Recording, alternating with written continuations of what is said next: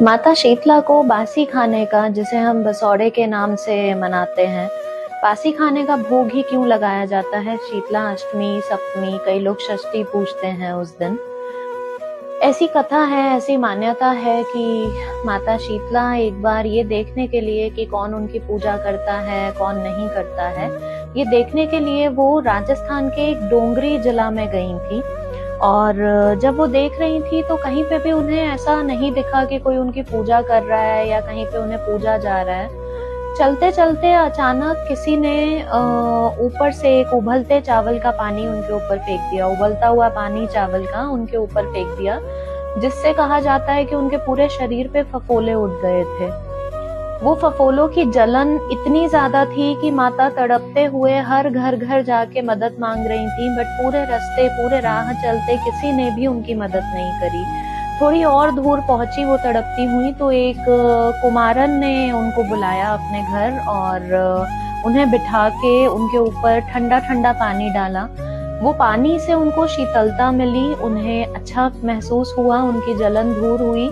और कुमारन ने कहा कि मेरे पास खाने के लिए कुछ अच्छा आज का ताज़ा नहीं है और कल का बासी भोजन है, तो अगर आपको बुरा ना लगे तो क्या ये भोजन मैं आपको खिला सकती हूँ। तो तब तक कुमारन को ये नहीं पता था कि वो माता शीतला हैं या वो कोई देवी हैं। उन्हें लगा कि कोई है जिसको तकलीफ हो रही है, इसको खिलाना पिलाना चाहिए और फिर भेजना चाहिए यहाँ से।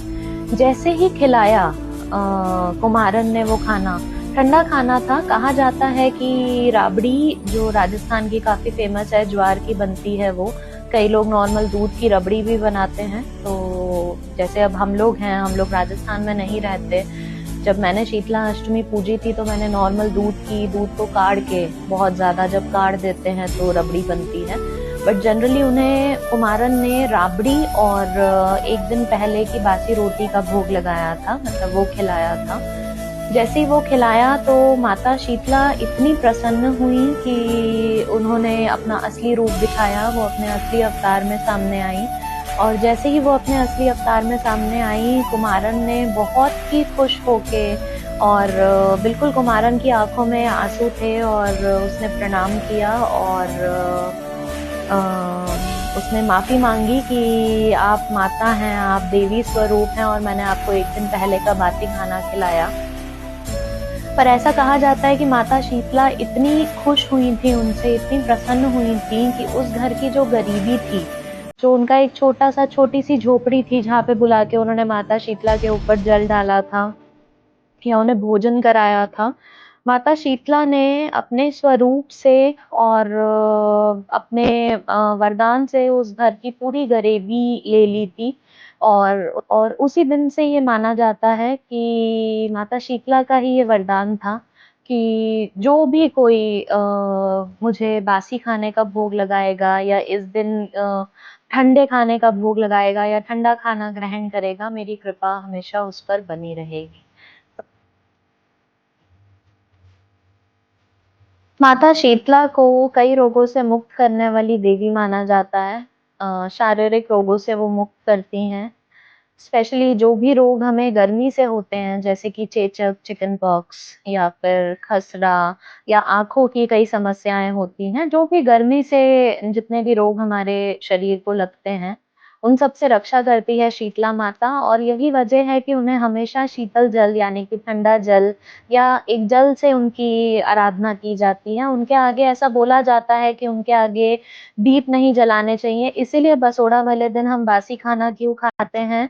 ताकि गैस ना जले उस दिन, आग से रिलेटेड या फिर कोई भी गर्म पदार्थ का प्रयोग उस दिन ना किया जाए।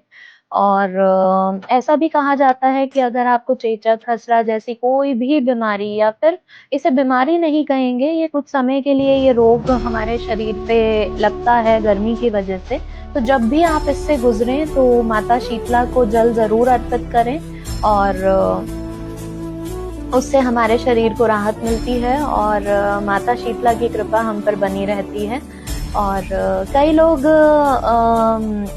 अष्टमी वाले दिन, यानी कि जब शीतला अष्टमी होती है, तो व्रत भी रखते हैं। बट बहुत से घरों में चूल्हा नहीं जलाया जाता, और ऐसा करना भी चाहिए क्योंकि यही वरदान उस कुमारन को मिला था।